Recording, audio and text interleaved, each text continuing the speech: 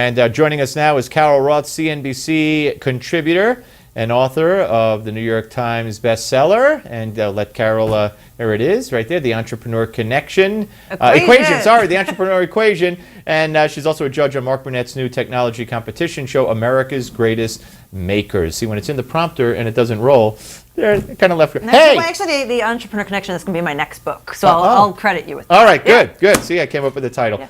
Great to see you here in studio. So tell me, you personally rooting for Britain to vote to leave the EU? Leave. I think that this entire EU is an economic experiment that's destined to fail. How do you have all of these countries that have different citizens with different political objectives and different goals? You can't have one body making rules and decisions in trade and immigration for all of these different countries. So I think that if Britain leaves, then it opens the door for some of the other countries to leave, the other countries being actually tied to the euro. The whole thing gets unwound. Now, will it be painful? Of course, anytime there's change, it's painful. Painful for them, which I couldn't care less. Painful for us and our 401ks and the stock market. How will the stock market react on Friday if they leave the EU, if they vote to leave the EU on Thursday? So it will react badly on Friday, but I think the stock market will get over it and move on to the next issue. My bigger concern is what happens if they stay and the unraveling happens down the road. This is the typical political issue. Kick the can down the road and we'll deal with it later. Yeah. And then by the time you try and deal with it, it's become this complete monster. And then it's really painful to deal with it. So I'd rather have a little pain today, get it out of the way, than some major catastrophe in the future. What are the politics of this aside from financial? How much, let's talk about refugees and immigrants and losing Europe. The people who are in favor of getting out of the EU, they're more likely to want to stop immigration and whatnot, correct? That is correct, and I think it parallels what's going on here in the U.S. very well. They have, not just in Britain, but in every country that's in the EU, they have strong national ties, history, culture, and they don't want to lose that. Right. And they're being forced to let people in the country that do not share common values. As an EU policy, kind of? As an EU policy. Right. And it's saying that you have to take this without, really feeling like it's a democracy and that they have a vote in the matter. Right. Sounds very familiar, Steve, right? Yes, so we want to have the common values. We want to be able to keep the nationality,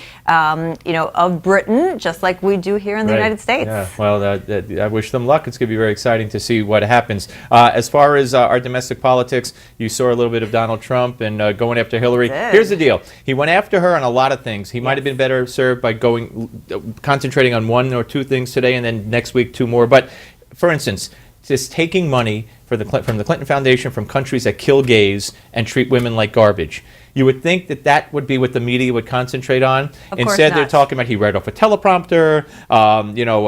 He still favors the Muslim ban. He retracted it a little bit. And did Clinton do a quid pro quos for this money? Quid pro quo isn't the issue. It's that she's taking money from countries that kill gays. Well, and also have horrible policies in the way that they treat women. And that's the thing that's so funny is that she says that she is this major proponent. I am the candidate of women. And as a woman, that totally horrifies me. And to take money from these countries where women can't drive, they have to have a man escort them places. They get if they're stoned raped, they need four adultery. Witnesses, or they're guilty. I mean, that is ridiculous. How can you possibly say credibly that you stand up for women's rights when you do that? When you have a media that will see no evil, hear no evil, speak no evil. That's the only way. Let's get to some phone calls for Carol Roth, who is in studio with us live, and at 877 Newsmax, we go to Mountain View, Arkansas, and Linda. Hi, Linda.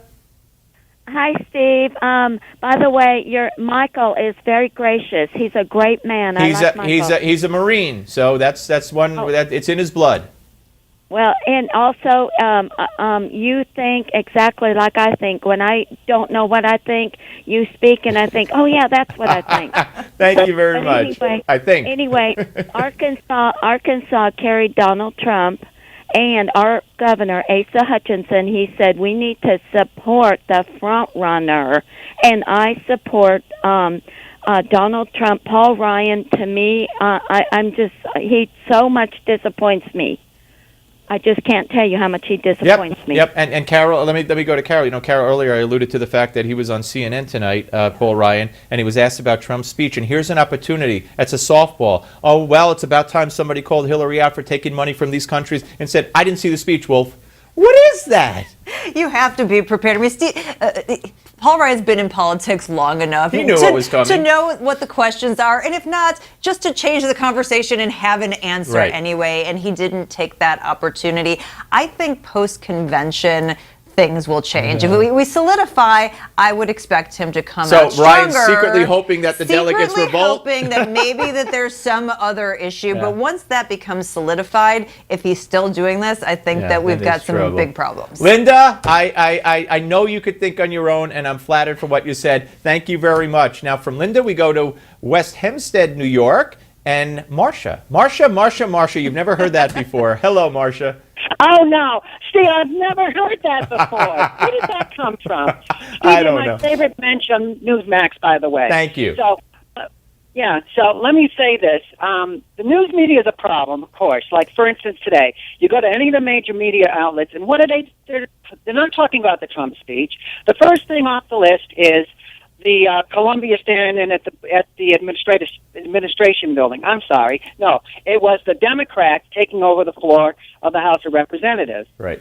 And it's like, what the heck? They're not talking anything about it, about Trump and the points he was bringing out. Nothing said about, oh, yes, we just had the Hillary and Bill Clinton Foundation exposed for the fraud that they are by these released Guccifer 2. Right. We should point out that the DNC was hacked, and they came up with a document that spelled out all their concerns, the DNC's concerns over Hillary and the Clinton Foundation. So it's all there for the media. It's spelled out, and they still ignore it. Right, Carol? This is my sister's argument. She says, it doesn't matter if you don't like the Republican candidate. You always have to vote because the media will only hold Republicans accountable. They will never hold a Democrat accountable. Right. And Marcia hit the nail on the head here. You're right on, Marcia. Right on.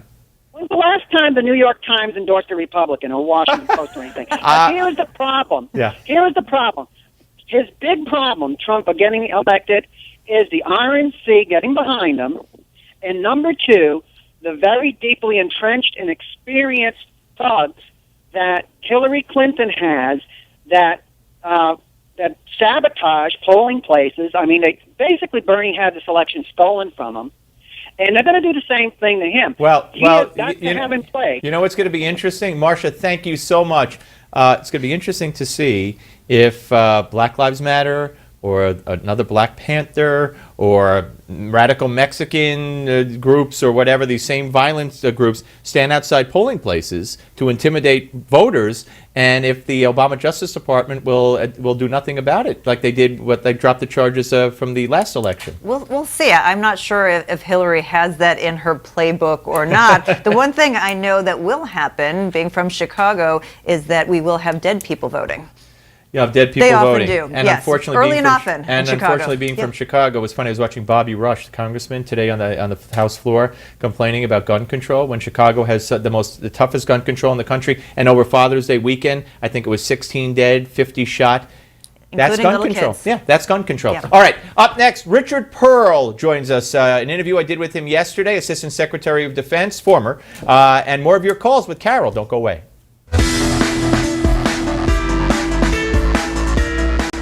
All right, ladies and gentlemen, and we are rejoined now by Carol Roth, CNBC contributor, author of the New York Times bestseller, The Entrepreneur Equation, and a judge on Mark Burnett's new technology competition show, America's Greatest Makers. 877-NEWSMAX, 877-639-7629. I think Carol and I will agree that Richard Pearl knows what he's talking about. And let's get to the phones and say hello to Gregory from Clarksville, Virginia. Hello, Gregory.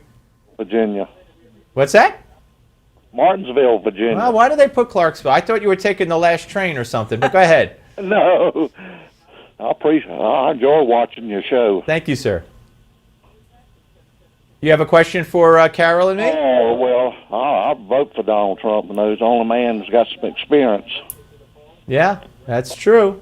That's true. He's out in the real world, and Hillary's standing there, Carol, mocking him, saying his books stop at chapter 11, as if saying he'll bankrupt the nation. But here's a woman who never worked. Yeah, I mean, she was a lawyer, I guess, but she never ran a business. She never hired an employee. I'm going to take the other side of this. I don't think experience is what we want. Experience I think he meant in the real world, the caller. Well, yes, not. We want people who have real world experience, who understand what small businesses go through, what entrepreneurs go through, what working people go through.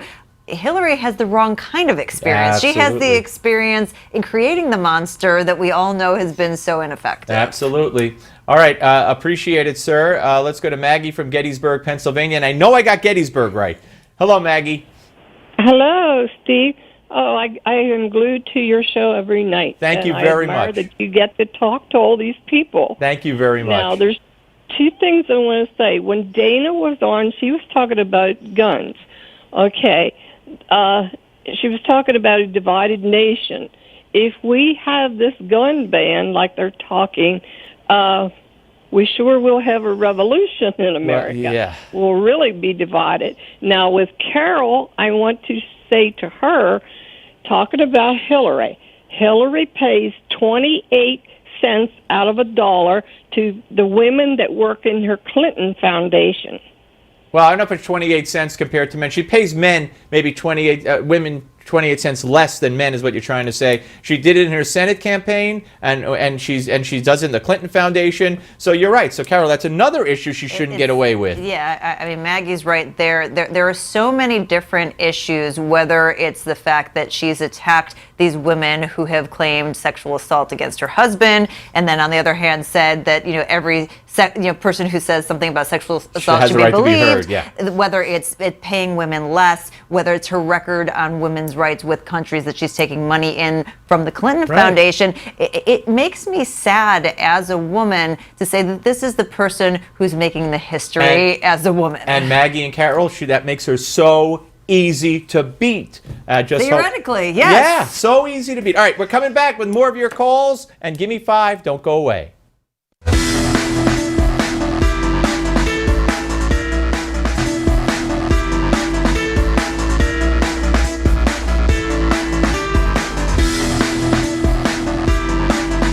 All right, ladies and gentlemen, we're back live, and our associate producer, Talia Aroni, hit the streets today to ask New Yorkers if it troubled them that Hillary Clinton, through the Clinton Foundation, received millions of dollars from nations that imprison gays and discriminate against women.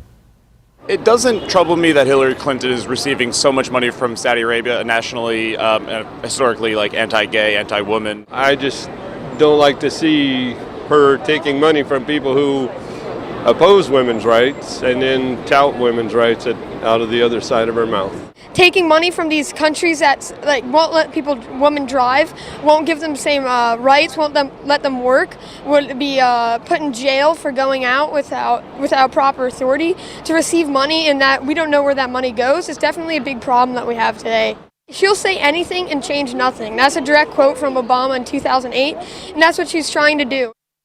All right, first of all, that boy, I'll just give his first name. His name is John. He told our producer that he's an avid Steve Malzberg show watcher. So, John, if you're watching, you're brilliant. You're smarter than most of the people that we hear from on the street, and you have a great future ahead of you. So congratulations. Carol Roth rejoins us, a CNBC contributor, author of the New York Times bestseller, The Entrepreneur Equation, and she's a judge on Mark Burnett's new technology competition show, America's Greatest Makers. That kid was amazing. I would say he's actually smarter than most of the people that we have running this country. So I know he doesn't meet the age eligibility requirements yet, but hurry up and grow up, John, because I'm voting for you. Yes, and put us in the administration. 877 Newsmax. We go to Long Beach, California, and Mike. Hello, Mike. Hello, Steve. How are Steve, you? I wanted to make I'm real fine. I wanted to make a couple of quick points, and I'll get off and let you. First of all, you got all the girls making you look good. I know, it's a tough job, but somebody's got to do it, right? I think it's an insult to the American people to believe that they can whitewash the 911 tapes and tell us something and make us believe it. You're talking about the Orlando I shooter don't- tapes, yeah. Yep. Right. Yeah. And I think that's a big insult. And lastly, you were speaking with Dana Lash about Paul Ryan. Well, if you'd get Paul Nalin to come on your show. I have had Paul, Mike. primary- I have had Paul. He's the guy running against Ryan in the primary that takes place first week of August in his district in Wisconsin. We will get him again. I thank you, and you're a former Marine. We thank you for your service, sir. So he's right on with a bunch of. You and I talked about these scrubbing during the commercial break of the transcripts, and then they released the transcripts, but they still wouldn't put in the call when he said Allah. They put in the translation. They put God. Arabic. They couldn't bring themselves to put his own words. First they said omitted. Omitted. Then they put in God in Arabic. And so you have to ask yourself, why is the government censoring? It raises a big red flag for me. I'm sure it does for you too, Steve. It's a red flag spelled O-B-A-M-A. We should be asking that question over and over again.